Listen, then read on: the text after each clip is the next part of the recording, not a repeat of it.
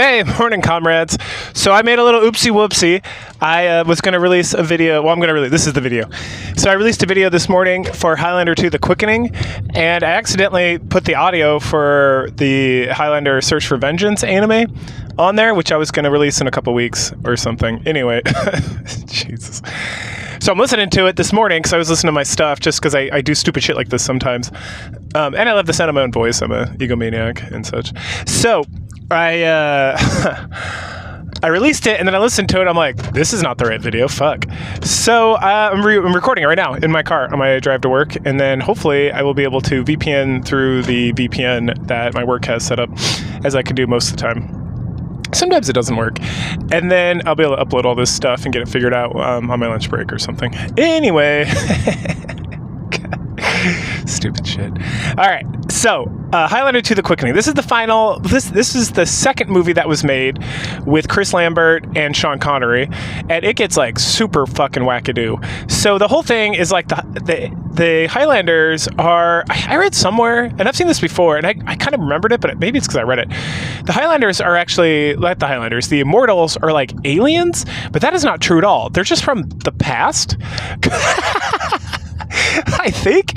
No, you know what? I think they're from like the past, but they might be from a different planet as well. So maybe they are aliens. Anyway, it's like this crazy wackadoo thing where like Earth essentially is like a prison planet. And so people who rebel in the past from like this other planet get sent forward in time to this planet, to Earth. And then, you know, they become immortal unless you take their head, and then they all have like superpowers there or something crazy.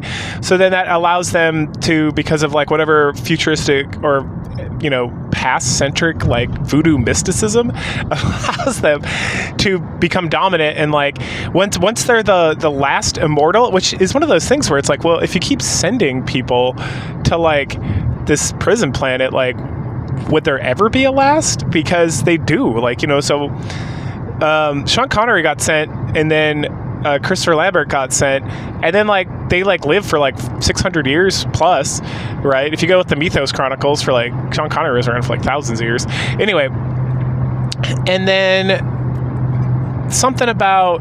and then they send forward in time this like general guy who was the main guy that fought against Christopher, like Connor McLeod and Ramirez in the past other planet, because he wants to make sure that, like, because Connor, you know, the first movie is canon according to the second movie, so the original Highlander movie. And so then instead of becoming like the almighty god of the world or whatever, so the choice is he can stay and rule over the earth, or he can return to the past to this other planet, because he's like, it's like the gladiator arena, like he's earned his place back in like friendly society, or like, you know, into society. But he's like chosen neither, so he's aged, right? Because he hasn't like embraced either option, and so he's just like an old man, and he's like hanging out, and he's just gonna like die, I guess, of like old age or something, because he hasn't like made a choice, and like the quickening doesn't exist anymore because he hasn't embraced like his role as like leader of the earth. Anyway, so the movie opens up, and I'm trying to remember. It's been like a few months since I saw this movie, to be honest. But there's this girl who, okay, and so we find out that the Earth, something happened. It's some of that like 80s like bullshit climate agenda stuff. Like now we have carbon credits, which are also complete bullshit. And like the Earth is fine. The Earth's not going anywhere. The pollution is like, it's not a myth. Because if you've lived in like a valley, like in Utah or Colorado or whatever, you know that like the smog situation is real. And same thing with like Los Angeles or something. But the planet is fine. Like there's nothing that humans could possibly do besides like set off like 1 million nukes that would really like affect the planet in any significant faction. And then even after like a generation or two, like the Earth would heal itself. Like the Earth is a lot more strong than like anybody cares to like truly admit. And it really just makes up its own fucking mind. Like it tilts differently, or like there's like some power in the atmosphere that like rocks something and causes like an ice age or like a golden age, which is currently where we're in right now. So those climate activists are having a real struggle trying to validate their points, to be completely honest, to anybody who has common sense, because there's more greenery on the planet than like has ever existed ever, and there's plenty of water, and so they have no idea what they're talking about. Anyway, so but because of that, Connor gets together with, his name's like Leonard or something, and they build some sort of like device that covers like the whole Earth in like an electromagnetic cage so that the Earth can like heal or something.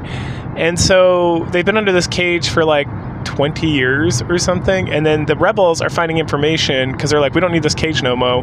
But the company that like runs the cage, who is I think it's Henry, what's his name, Henry C. McKinley, who's Dr. Perry from Scrubs, and he's also in like Platoon. He's one of those guys.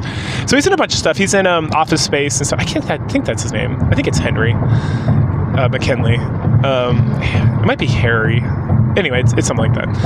Or John. No, it's John C. McKinley. That's his name, John C. McKinley. Who's like, he's a very prolific actor throughout the 80s, probably even the 70s, I want to say. I'm trying to remember when Platoon came out. Yeah, I think it was 80s and 90s. And then he was in Scrubs, which, introduced him essentially to the millennials. Okay. I like him. He's very good. I've even heard him in like interviews. He seems like he's got like a solid head on his shoulders. Like he didn't really buy into the whole COVID nonsense, it seemed. He just kind of like went along to get along and was like, fuck it, whatever. Okay. So he's the evil corporate overlord. Okay, so then the general in the past gets like upset that Connor's not dead yet, and so he sends like two of his goons. Oh, and then Connor, he's like at the opera house at the beginning, and then he's leaving, and there's some like goons who recognize him because everyone knows who he is, and some other goons, not like the general's goons. And then he meets this girl, and the girl is like the leader of the resistance or something, and she's some hot blonde chick, of course, because it's the 80s and they know how to do things right. And so they kind of, like, they're hanging out, and then they get attacked by, like, the goons from the past. And so then he defeats the goons in, like, this really ridiculous but fun battle where there's, like, a flying skateboard thing, kind of like Back to the Future, if you're more familiar with that, like a hoverboard. But this thing actually, like, flies, and then there's, like, a jetpack. And so he beheads them, and then he gets, like, blown up. And when he gets blown up, he, like, resurrects back into like his young handsome Christopher Lambert self from the 80s, and then him and the lady, like, they go and like fuck, presumably, and then the general's like so mad he sends himself back to like take care of Connor. And because of something with like the way the future teleportation device coming from a different planet like works, when it hits like the shield around the Earth, it like re-summons Ramirez, or like it like resurrects him, but he's back in like Scotland. And then there's like some hilarious scenes with Sean Connery just like hanging out at like a haberdashery and stuff. Like, fuck, this car's gonna run into a truck. Anyway, yeah, good move, truck. That guy doesn't know what he's doing. So that was fun. And then he's like, he bangs some chick on a plane, presumably, and he's in some like Shakespeare play. It's all the Sean Connery stuff's pretty funny, but somehow he like eventually gets on like a plane using like a diamond earring that he had, or like a pearl studded earring, I don't know. And he flies to America. The general shows up and like takes over like a subway car and like crashes it through like a wall somehow, which was crazy, and like kills everybody but himself because he's immortal, obviously. And then he goes and meets up with John C. McKinley's evil corporate overlord character. And meanwhile, Connor and the lady, they go meet up with like Leonard, and they find out that the ozone layer is actually fine, but he wants to prove it before he wants to get proof, right? He doesn't want to just trust like computers and stuff. So him and the girl like head out to okay, so Connor talks to him, then he leaves, and then he meets with the girl, they have sex, then Ramirez shows up, they all get together, they're gonna go rescue Leonard, who got like put in prison or something. And so in the process of like rescuing Leonard, Ramirez like sacrifices himself using the power of the Quickening to stop like a trap, like a cartoon, like a 007 trap where like the ceiling's coming down with like a fan or something, so that Connor and the babe can leave. And then they talk to Leonard. Leonard's like dying, but he tells them like the coordinates they need to go to. So then they get in a car and drive to the coordinates, but then the general's there, and so they just run him the fuck over. Like, okay. And then they climb up like through this tunnel, and they get through the shield into like a mountain, and they see like it's beautiful and that the ozone layer's back and all that shit, all that bullshit nonsense. And so they're like, cool, sounds good. And so then they head back to shut down the shield, and meanwhile, the villain, the general guy, like kills John C. McKinley and like kills some other dudes. And then Connor and the lady, they like show up at the the shield mechanism, and they have to fight the general. And so Connor cuts off the general's head, and then he goes and uses the power of the quickening to like shut down the generator instead of just like turning it off. So he destroys it completely, so that cures the shield, and then it goes away, and then everyone can like enjoy like the beautiful night sky. And at that point, Connor and the babe, they like wander the fuck out of there, and we get like Ramirez talking overhead about, you know, enjoying life and embracing sex and all that kind of good stuff. And that's Highlander 2 The Quickening, which is the final thing we're going to talk about in the live action stuff, which is like very loosely associated with each other on some level. But I felt like it takes place in like the far future, kind of like The Source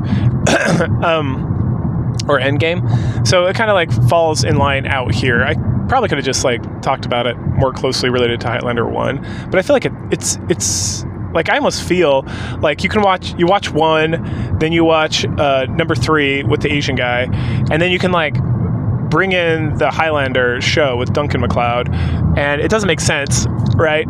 Because it's like, oh, I thought you were the last, and these guys were like frozen, but now there's more, right? So, but it's like there's no other place to really put that, because that's really like a direct sequel to Highlander 1. And then The Quickening is like a future sequel, so then it's like, well, where do we put it? And it's like, well, let's just roll with the Duncan MacLeod stuff, and all that stuff flows together.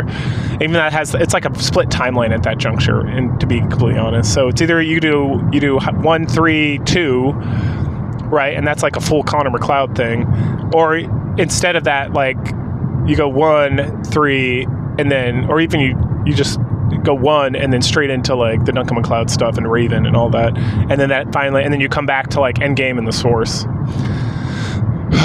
God. And then the Mythos Chronicles only make sense if you're going through with the Duncan MacLeod stuff, right? And that'd be after Raven, which is when I talked about it, I'm pretty sure. All right, so let me think. I think that's it.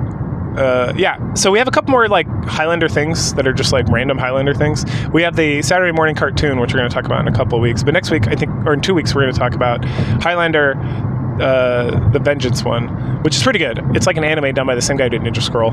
So you know what it's not as like sexy as Ninja Scroll, but it's still pretty good. But yeah, so Highlander 2 The Quickening, it's a show, it's a movie. I liked it. It's not good at all, but it's fun. All right, so go ahead, like, share, subscribe, comment, and I will catch you guys later. Bye.